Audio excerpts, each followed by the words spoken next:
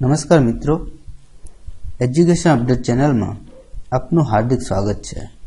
મિત્રો, આજના વિડીયોમાં બંધારણ શોર્ટકટ ટિપ્સ એન્ડ ટ્રિક્સ વિશે અભ્યાસ કરીશું, જેમાં કેટલાક બંધારણના અનુચ્છેદો પ્રમાણે હોદ્દો, કયા અનુચ્છેદ પ્રમાણે તેમની નિમણૂક કરવામાં આવે છે, ચૂંટણી કઈ રીતે યોજાય છે, શપથ કોણ લેવડાવે છે, ઉંમર, એમની લાયકાત શું છે, કાર્યકાળ શું છે, તેમજ તે રાજીનામું કોને આપી શકે છે, તેમને હટાવવાની રીત અને એમની જવાબદારી અને હાલમાં ફરજ પરના હોદ્દેદારો વિશે આજના વિડીયોમાં અભ્યાસ કરીશું, જે તમારી માટે ખૂબ જ અગત્યનો રહેશે।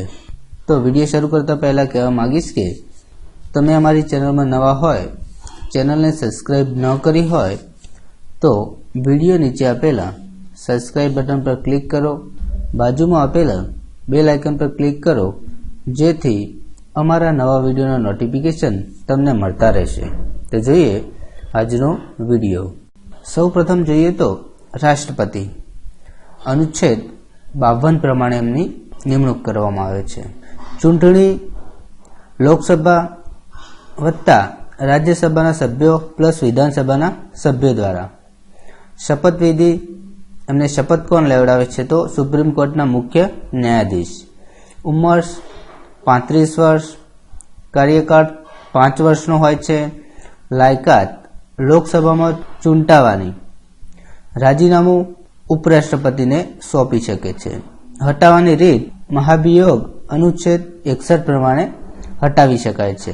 હાલમાં રામનાથ કોવિંદ ભારતના રાષ્ટ્રપતિ તરીકે છે। ઉપરાષ્ટ્રપતિની વાત કરીએ તો બંધારણના અનુચ્છેદ 63 પ્રમાણે એમની નિમણૂક થાય છે। ચૂંટણી લોકસભા રાજ્યસભાના સભ્યો વિધાનસભાના સભ્યો પ્લસ 2 એંગ્લો ઇન્ડિયન વત્તા 2 સભ્યો દ્વારા ચૂંટણી યોજવામાં આવે છે। શપથવિધિ તો રાષ્ટ્રપતિ એમને શપથ લેવડાવે છે। ઉંમર 35 વર્ષ, કાર્યકાળ 5 વર્ષનો। લાયકાત રાજ્યસભાના સભ્ય બનવાની લાયકાત ધરાવતા હોવા જોઈએ। રાજીનામું રાષ્ટ્રપતિને સોંપી શકે। હટાવવાની રીત રાજ્યસભામાં પૂર્ણ બહુમતીથી। જવાબદારી રાજ્યસભાને। હાલમાં વેંકૈયા નાયડુ। વડાપ્રધાન અનુચ્છેદ 75 નિમણૂક રાષ્ટ્રપતિ દ્વારા। ચૂંટણી લોકસભામાં બહુમતી ધરાવતા નેતા। શપથ રાષ્ટ્રપતિ લેવડાવે છે। ઉંમર 25 વર્ષ, લોકસભામાં બહુમતી હોય ત્યાં સુધી। લોકસભામાં ચૂંટાવાની। રાજીનામું રાષ્ટ્રપતિને આપી શકે છે। હટાવવાની રીત લોકસભામાં બહુમતી હોય ત્યાં સુધી। જવાબદાર લોકસભાને। હાલમાં નરેન્દ્ર મોદી। કેન્દ્રીય મંત્રી પરિષદ અનુચ્છેદ 74 નિમણૂક રાષ્ટ્રપતિ દ્વારા। શપથ રાષ્ટ્રપતિ લેવડાવે છે। લાયકાત સંસદમાં કોઈ પણ ગૃહનો સભ્ય હોય। જવાબદારી જોઈએ તો વ્યક્તિગત રાષ્ટ્રપતિ, સામૂહિક લોકસભા। એટર્ની જનરલ બંધારણના અનુચ્છેદ 76 પ્રમાણે તેમની નિમણૂક કરવામાં આવે। નિમણૂક કોણ કરે છે તો રાષ્ટ્રપતિ દ્વારા। ચૂંટણી રાષ્ટ્રપતિ દ્વારા સીધી નિમણૂક। કાર્યકાળ નિશ્ચિત નથી। લાયકાત સર્વોચ્ચ ન્યાયાલયના ન્યાયાધીશ જેટલી લાયકાત ધરાવતા હોવા જોઈએ। રાજીનામું રાષ્ટ્રપતિને આપી શકે છે। મહાભિયોગ નથી। રાષ્ટ્રપતિ ઈચ્છે ત્યાં સુધી। હાલમાં કે વેણુગોપાલ। રાજ્યસભા અનુચ્છેદ 80 પ્રમાણે ચૂંટણી વિધાનસભાના સભ્યો દ્વારા ચૂંટાણી આવે છે। શપથ ઉપરાષ્ટ્રપતિ લેવડાવે છે।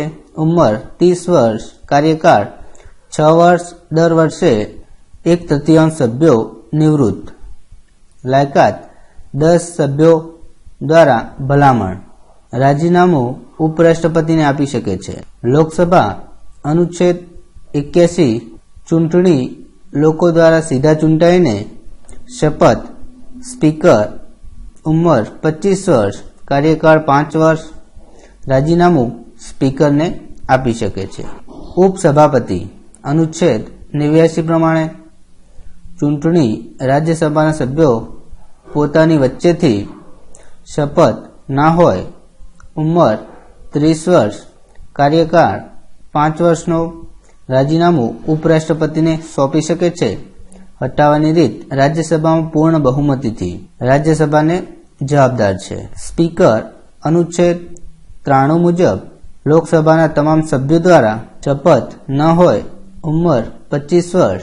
રાજીનામું ઉપાધ્યક્ષને સોંપી શકે છે. લોકસભામાં પૂર્ણ બહુમતીથી હટાવી શકાય છે. લોકસભાને જવાબદાર છે. હાલમાં સુમિત્રા મહાજન. ઉપાધ્યક્ષ અનુચ્છેદ 93 લોકસભાના તમામ સભ્યો દ્વારા ચૂંટણી કરીને અને ચૂંટવામાં આવે છે. શપથવિધિ ન હોય.